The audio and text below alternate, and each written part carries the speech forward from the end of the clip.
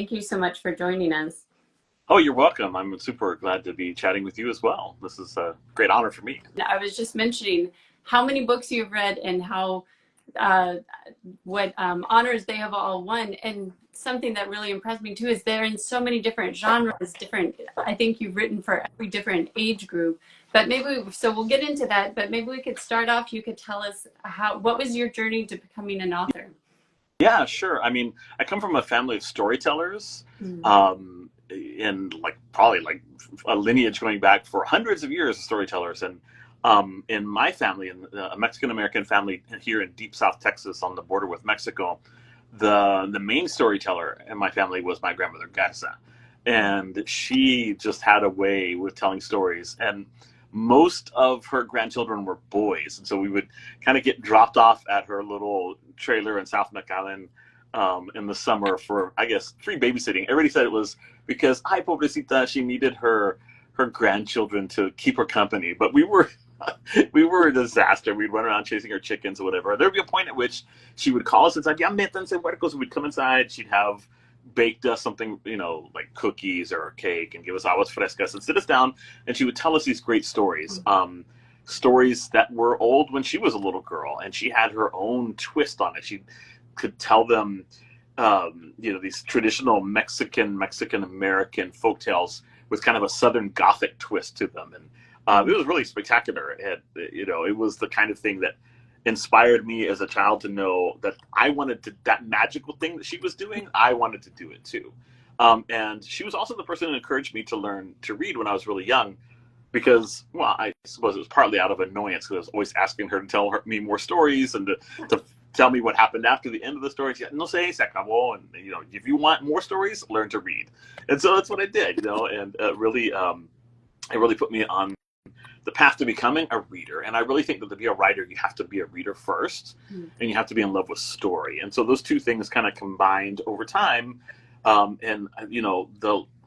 I was in high school, I fallen in love with poetry, and I was reading a lot. I always read well above my grade level because I started so young. But when I was in high school, I started noticing that as I went through the shelves of the school library or the public library, there weren't a whole lot of books in English by Latinos, and there really were hardly anything at all written by Mexican Americans.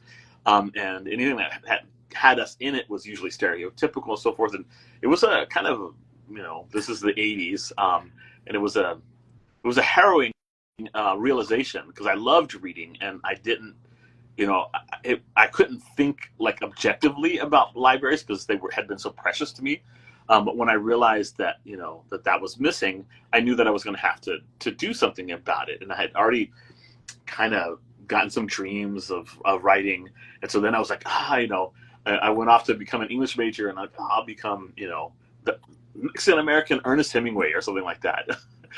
But when I began teaching, I began to realize that students in schools didn't have literature that centered them or that connected with their experiences and their identity, that made them feel like our story is worth being represented in books. And so as I tried to find things to bring them in, I started retelling the stories that my grandmother García had told me in short story form. And that was really when I saw the reaction of the kids to that. I was like, this is what I'm called to do. This is what I need to do. So that's a very long-winded way of telling you how I came to write. Oh, I love it. And something I was interested in, like I mentioned, is that not just that you're so prolific, but that you are a writer in so many different genres, like historical fiction, you write retellings of myths, romantic fantasy, and also you've done graphic novels and comics, you've worked in TV and film, and written for every age group. So when you have a story in mind, how do you decide what age group you're going to target, what form that story is going to take? Sure. I mean, it is a little complex because these things kind of come together at the same time. But, a perfect example would be something like I'll be thinking about a particular myth that I really, really like. For example, the stealing of song from the sun, for example, that wonderful Aztec myth. It's been retold a couple of times, so just, I always feel like there's something missing. And so if I think about the myth, the theft by the gods of creation and destruction, these brothers Quetzalcoatl and Tezcatlipoca, and their wind forms as wind of the day and wind of the night. They to bring music to human beings, go and steal it from the sun, which is the only god who has musicians and instruments there in his paradise. And this is a really fascinating story about the relationship between humans and music, our need for it, and this lovely idea of, you know, the gods caring so much about us that they'd be willing to do this kind of like heist. It's like a heist story. They go and they steal music and bring it to human beings. It's great, you know. It's kind of like stealing fire, but more esoteric and cool. And I think about that, and I'm like, you know, wow, there's lots of ways that I could tell a story. I could use the vehicle of like modern mythic adventure, the kind of Percy Jackson thing that I've done with my Garza twins stories, and take kids in the present and have them, I don't know, travel back in time, or you know, maybe the sun decides to steal music back from human beings. And I could do something like that, or I could just retell the myth in a really kind of beautiful, timeless way that makes it great for reading to kids. Kind of like what David Álvarez and I did with Ancient Night, which is my second picture book that retells the story of the creation of the sun and the moon. I'm like, that feels like a better way to go. So let me see, how can I approach this as a picture book? How can I write something that is almost like a poem, which is, you know, the great advice that I got when I was going to write my first picture book is like, you know, how do I go about this? Think about it as a poem and write from there. And so that's what I've been doing, is trying to write that book as a poem, imagining the kinds of vivid illustrations that could go along with it. But other things will be more complicated, right? Like, I love certain historical figures from the Aztec Empire. There are lots of teenagers in that 100 years that the Aztec Empire lasted who played really important roles and were kind of like thrust into situations that teenagers today would be like, wow, I can imagine if I suddenly were like the emperor, or if I suddenly had to make these hard decisions, or I was on the run or whatever. If I want to tell their stories, however, it makes more sense to do YA historical fiction. Sometimes to tell those stories, it might be kind of cool to, instead of doing straight historical fiction, to kind of feed in magical realism or fantasy or sci-fi, which is like what I do with my writing partner Guadalupe, García, McCall, in like our like romantasy books that are also kind of arising from Mesoamerican you know, sacred stories and history and so forth. So it's a lot like that, you know. And sometimes you'll have a project and then it'll have multiple iterations. So, you know, I have a book, Feathered Serpent, Dark Heart of Sky, that is, I recently recorded the audiobook. It's really a lot of fun.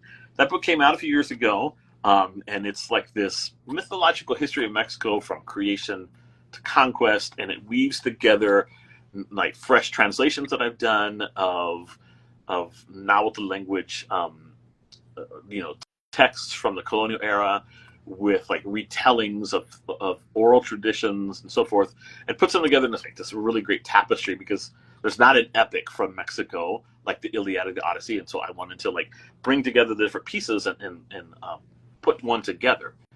But it's really fun, and people enjoy it, and it has moved a lot of teenagers and adults, but it's not super accessible for younger readers. And so my publisher was like, hey, why don't we do adaptations of these of individual sacred stories from this collection, and what do you think about doing them in graphic novel form? And I was like, wow, that's a really, really great idea. And that's how the Tales of the Feathered Serpent series was born, as adaptations from that. So you can retell the same stories for different audiences, which is one of the reasons that I have 40 books, right?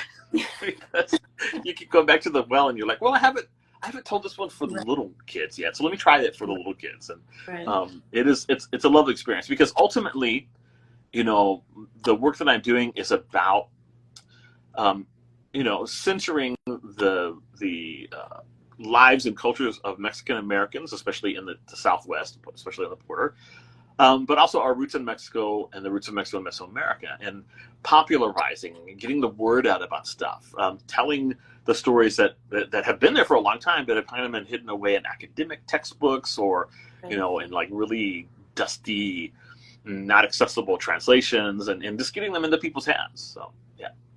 Yeah, and I have to mention, just because I find it so fascinating, that you're actually working on translating Nahuatl. I mean, some of these old codices, right? Right.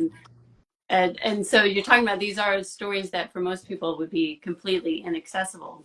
Yeah. And I'm curious, when you, so like you said, some of the times you're doing kind of a more straightforward retelling, and sometimes you're mixing it in with magical realism. When you're doing the latter, how do you decide what you're going to keep and what you're going to kind of transform in the story? Yeah, that's always the trick, isn't it? You kind of have to let the story. I mean, everything has to be in service of the story you're trying to tell, I guess is what I would say. And there are certain things, I guess, when I'm thinking about this, I prioritize. What are the elements of this original sacred story or legend that need to be there? Otherwise, it won't be a retelling, or it won't be really connected to it. What is indispensable, and then what things are okay to get rid of or change or whatever. And you know, once I prioritize that, then it becomes easier. And I err on the side of including as much of the original stuff as possible. And sometimes my editors are like, you don't have to slavishly follow things. And I'm like, but I want people to know the full story. So it is kind of this negotiation thing where you eventually pare it down to, you know, what's palatable to a reader. You can overwhelm them with too much backstory, too much like luggage, cultural luggage that are going to, you know, if you're writing for the young people, you have to keep in mind. It was like when I did the Prince and the Coyote. It is, you know, it's set in early 1400s in Mesoamerica, right before the creation of the Triple Alliance, what we call the Aztec Empire.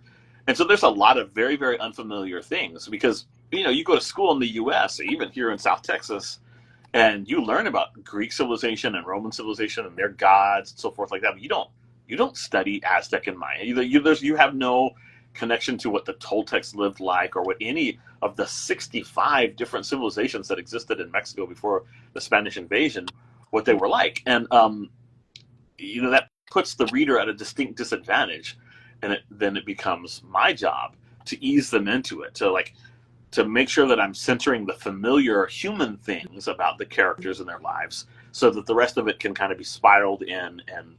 And a lot of times it means using tropes that I otherwise might not use, but to make things more accessible. So, you know, Nezahualcóyotl is the son of a king, and the king is, you know, killed in an attack by an empire across the lake from them. And so there are the real historical things that I know about what happened during that time. But there's also just the normal tropes that we understand about being a crown prince and having, you know, rivalries within the family, and, you know, having their jealous siblings, stuff like that. The kinds of things that anybody who's read some kind of fantasy set in a court will immediately be able to climb onto, you know, all of the fans of like Game of Thrones or whatever it happens to be. And so, you know, a good writer synthesizes these things, the modern sensibilities and tropes, with the story that they're trying to tell, and then creates something that is true to the source material, but also is relevant and vibrant for modern readers. Seems like a really tricky balance to give. I mean, like you said, you have to give enough context so that people understand what's happening. They feel like they're inside that world, but not so much that you overwhelm them. And then layer on to that you are often have done a lot of collaborations with other authors, which I'm sure is well, it can be tricky, but also can be helpful. So you talked about, for example, The Hearts of Fire and Snow. You were co-written with Guadalupe, García, McCall, that you're presenting with. A little shout out for Latinx KidLit Book Festival coming up in October. So what is that that writing process like when you're working with somebody else? It's actually really cool to work with Guadalupe, because if you're lucky, your writing partner is similar to you in style and in process. And she actually is. We are both big planners. We like to make sure that we have broken the story out. That means like figured out beat by beat what's going to be happening throughout the entire thing, and then we go deeper and like do that chapter by chapter. Since we're writing alternating points of view, usually a boy and a girl, it is that's really helpful. But our characters are interacting with each other throughout the story, so we also have to know constantly in this chapter that I'm writing, what is the other character doing, so that I can be sure to bring that in. And like in our first book, Secret of the Moon Conch, they were literally connected mind to mind, so we needed to like really know what was going on in the mind of the other character, because their mind is going to impinge on our individual chapter. That's why the planning document for Secret of the Moon Conch was 47 pages long.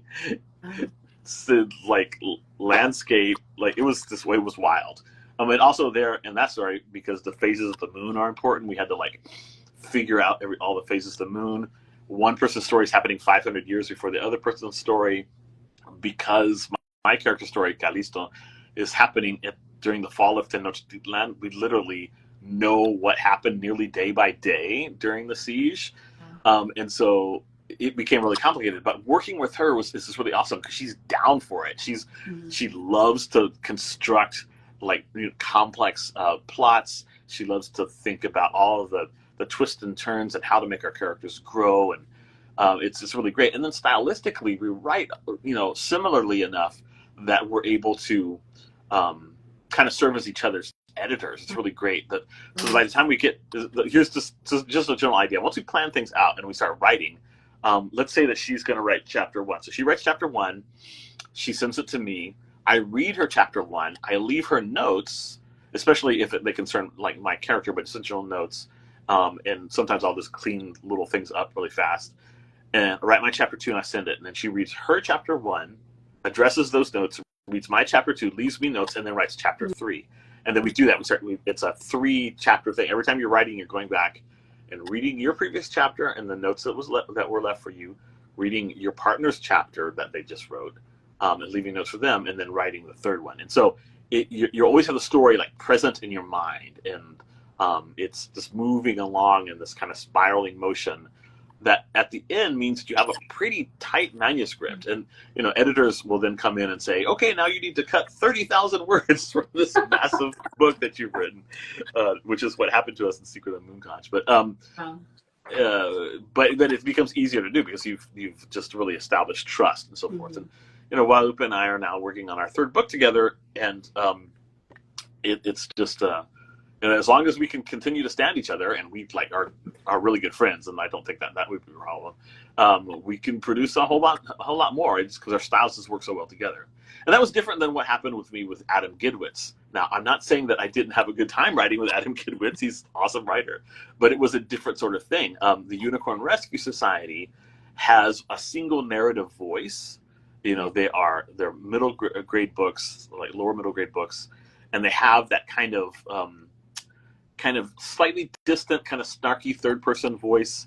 And so we planned things together. I came out with a basic outline, then he went over it and helped me adjust it. And then he wrote the first couple of chapters, and then I wrote a few chapters trying to emulate that voice, and then he would go over it and like adjust the voice. And then we would just start exchanging. We would write a couple of chapters each every time until like towards the end, I was in the zone and was able to write the voice. So it's a different kind of process, but both of them were a lot of fun. And it's when it's somebody else's IP and then you're co-writing with them on the series, it's a different like power dynamic, I guess you could say. Not that Adam ever made me feel like, oh, I'm the main author, whatever. But it just is. I mean, it's his IP. What are you going to do, right? Right. Yeah, you will always feel like deferential to the other person in those cases. I just want to go back to, we had a question from someone watching saying, how do you negotiate presentism? How do we negotiate presentism? I think that's what you... Okay. I may just like be old and not like, I'm not entirely sure what's being asked.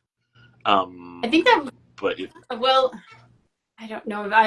I think she was asking like, how do you not if you're in the past, how do you not read it from the point of view of the Oh, yeah. Okay, that makes sense. That sounds like what presentism would mean. Hello. Um, yeah, it is tricky, isn't it, to avoid looking at things from the lens of the present. And so one of the ways that you do that is to immerse yourself entirely through research in like the mindset of somebody in that particular culture. And uh, you have to be empathetic to be writing about the past. You just do. There is, no way of getting around it. You cannot think about what they're doing with the lens of the present because we live our lives in very different ways than people in the past did. And so, it before I wrote a lot of these books, I had spent a couple of decades studying Mesoamerican culture, like learning Nahuatl, learning the basics of Yucatec Maya as well, so I could like read some of those texts, and reading as much literature from that time period as I could. And I spent I literally spent 2 decades doing it. So I don't think it's something that you're able to do.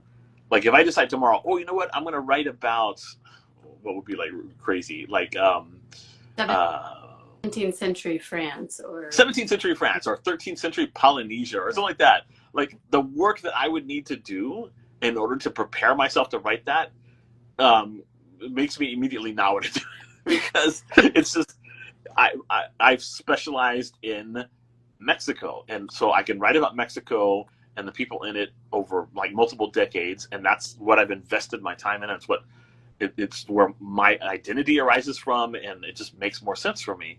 But then I just have to keep straight in my head that these are human beings. They are going to have human motivations, and that's not presentism to like imbue them with just like normal human characteristics that we've had across all time. But you do have to think of them as from the perspective of their new culture. I always tell people, we're still reading books that were written over 2,000 years ago. So we read the Odyssey and the Iliad, especially the Odyssey in school, right, to kids, and we're reading a book that came to its present form about 2,500 years ago, and was probably like orally composed 500 years before that. But the story of Odysseus is still compelling to a lot of people. I mean, I think that maybe we like overemphasize it in school, but it's still, compelling because it's a story about a truly human person and these adversities and facing them with the tools that he can and with the perspective of his culture. But he's still human, and that's what makes it literature. It's literature. It's timeless. It's embedded in its culture, and the specificity of its culture is important. But ultimately, Odysseus and Penelope and all these other characters are humans, and they react to things the way humans do. And if we were living in that culture, we would react in similar ways, So that's the perspective to keep in mind all the time. You want the specificity of the culture, you want the specificity of their religious views and cultural mores and stuff like that. But it is inextricably bound up in their humanity, and it serves to highlight their humanity. And so as long as you keep those things in balance, I think that is what keeps you away from presentism. People who don't really know a lot about the past and then try to write about the past, write the past as if it were the present, and that is obviously like really tricky. I have read, middle grade novels of historical fiction that do feel like the characters are living in the present. And, right. But there's also this phenomenon, and it just popped into my head since we're talking about it. One of the few times that I've gotten pushback from like readers is readers who feel that they get pulled out of novels like The Prince and the Coyote or Secret of the Moon Conch when characters use vulgarity. And I want just to kind of tell everybody listening right now, people have been using bad words for as long as language has existed, so please do not act like bad words are something we invented in the last 100 years. It's just really funny to me that people are like, oh, when he says the S word or the F word or whatever, it just takes me out of the story because it's set in the 1400s.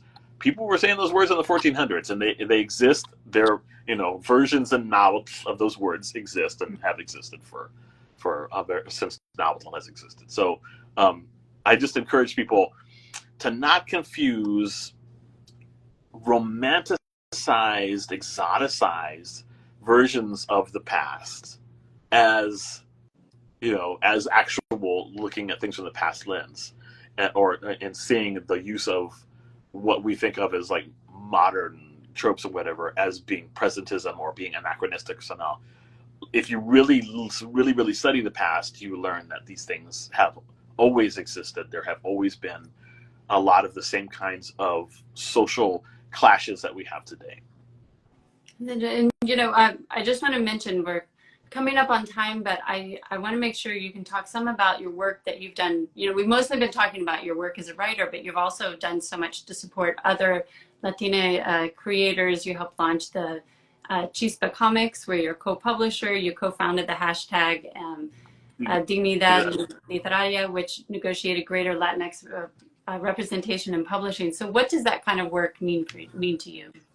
I think it's really important, and like a lot of other Latina authors and authors from different underrepresented communities and communities of color, the queer community, and so forth, I think that once you have a certain modicum of success and some degree of power, or at least like platform, it almost feels like your responsibility to then take on a role of leadership, both in mentoring other authors and opening the door for them, showing them the ropes and trying to get them to avoid all the pitfalls that you went through, but also to be like an activist, fighting to change the system in which you've struggled to find success, and now you have, and there's a need to reform that system. And so reform comes in a couple of different ways, and it comes from within, so being within the system and affecting change as a part of the system. And it also comes from without, like the creation of new ways of distributing the work of Latina writers, for example. And so Chispa is a great example of creating a new space. Instead of like going to Penguin Random House saying, "Hey, can you help me? Let me create an imprint of comics for you guys." Just striking out on my own with my co-publisher in chief, Hector Rodriguez, and working with Mucho Mas Media, Hollywood production company, to try to carve out a new space where we can showcase the work of Latinos. So I think those two things are really, really valuable. And then being vocal, using your platform to let people know that you're not going to just allow injustice to be perpetrated. You, at least, are going to stand in the breach and try to protect the people who are being hurt by injustice in your community and in similar communities. And does that mean that it's going to be tough? Yes, it is. I mean, I've spent since 2019 trolled constantly, and had I had my website attacked all the time. I had my my Wikipedia article taken down, and gotten death threats and gross things in the mail and stuff like that.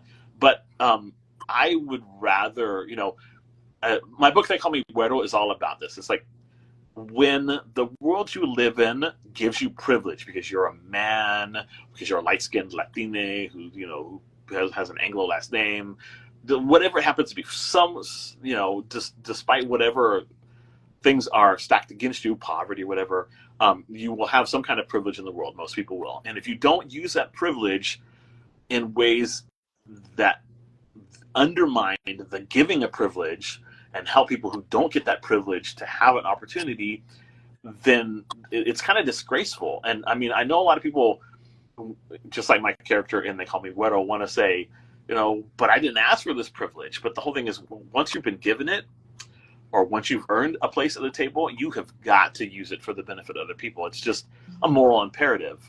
And so I will continue doing that work alongside my translation and writing work, because it matters. Every little bit of it matters. And the more of us that stand in solidarity and insist on change and